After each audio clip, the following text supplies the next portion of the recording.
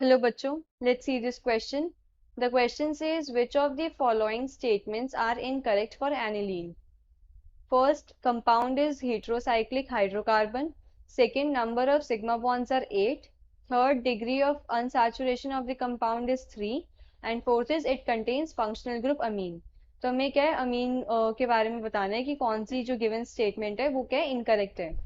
So key concept of this question is key concept is characteristics of aniline. Characteristics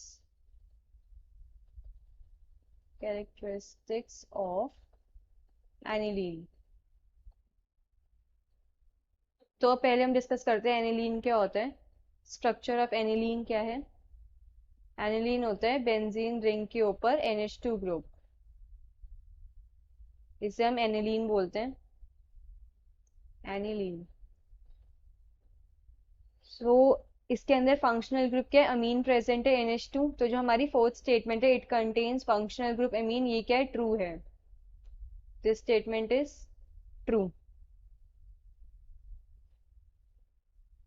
and अब aniline ये है structure, ये है aniline का. ये क्या होता है कि अगर मैं फर्स्ट स्टेटमेंट देखूं, फर्स्ट स्टेटमेंट के अंदर लिखा है compound is heterocyclic hydrocarbon. First हम डिस्कस करते हैं कि हेट्रोसाइक्लिक हाइड्रोकार्बन क्या होते हैं. हेट्रोसाइक्लिक, अगर मैं हेट्रोसाइक्लिक की बात करूं, जो हेट्रोसाइक्लिक कंपाउंड होता है उसके अंदर क्या होते हैं दो डिफरेंट एलिमेंट्स होते हैं as a member of its ring. मतलब रिंग के अंदर कार्बन के अलावा जो है और भी डिफरेंट एटम्स होते हैं. तो इसको अगर मैं लिखूं a heterocyclic compound, a heterocyclic compound has at least two atoms, has at least two different elements.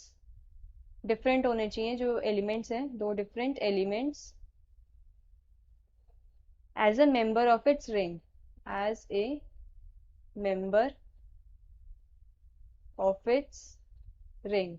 और जो डिफरेंट एलिमेंट्स जनरली यूज करते हैं, जो मोस्ट कॉमन हेट्रो एटम्स हैं, वो क्या होते हैं कि ऑक्सीजन, नाइट्रोजन और सल्फर हैं.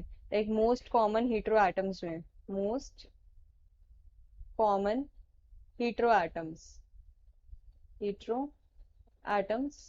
जो होते हैं generally nitrogen, oxygen and sulphur. लेकिन अगर हम एनिलीन के अंदर देखें, एनिलीन के अंदर रिंग में तो क्या है सिर्फ कार्बन प्रेजेंट है.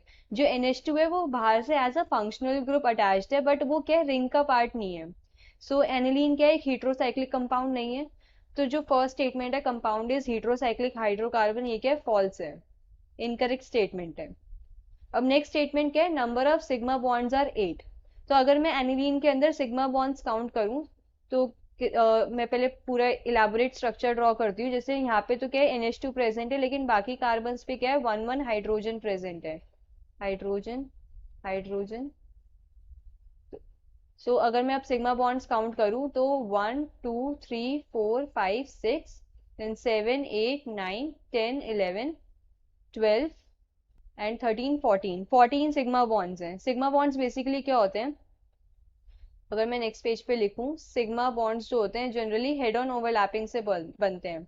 ये कोवलेंट बॉन्ड होते हैं formed by head on overlapping of atomic orbitals. Formed by head on overlapping, head on. और ओवरलैपिंग जो होती है वो सेम फेज में होती है. Same phase head on overlapping, head on overlapping of atomic orbitals. अगर मैं एक एग्जांपल लूं, सपोज ये s ऑर्बिटल है मेरे पास प्लस फेज में, एंड मैंने एक p ऑर्बिटल ले ली प्लस माइनस फेज ऐसे में, और अगर इन दोनों की हेड ऑन ओवरलैपिंग होती है तो उससे मुझे क्या मिलेगा, कुछ ऐसा बॉन्ड मिलेगा. लाइक जो ये ओवरलैपिंग होएगी वो कुछ ऐसी होएगी, और इसे हम बोलेंगे सिग्मा बॉन्ड. Sigma bond. तो सिग्मा बॉन्ड जो होता है जनरली सिंगल बॉन्ड्स होते हैं.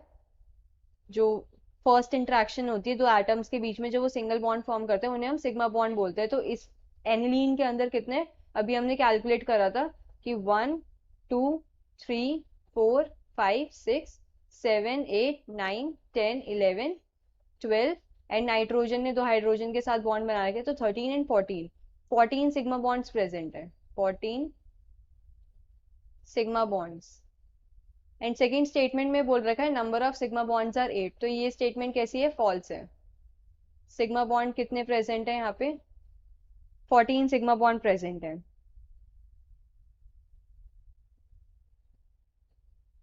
नाउ थर्ड जो है, degree of unsaturation of the compound is 3। इसके अंदर क्या होगा कि पहले हम देखते हैं डिग्री ऑफ अनसैचुरेशन क्या होती है। Degree of unsaturation, degree of unsaturation generally क्या इंडिकेट करता है, ये इंडिकेट करता है कि हमारे कंपाउंड के अंदर जो है नंबर ऑफ पाई बॉन्ड्स कितने हैं या रिंग्स कितनी है हमारे स्ट्रक्चर के अंदर। So it indicates number of pi bonds and rings in a structure,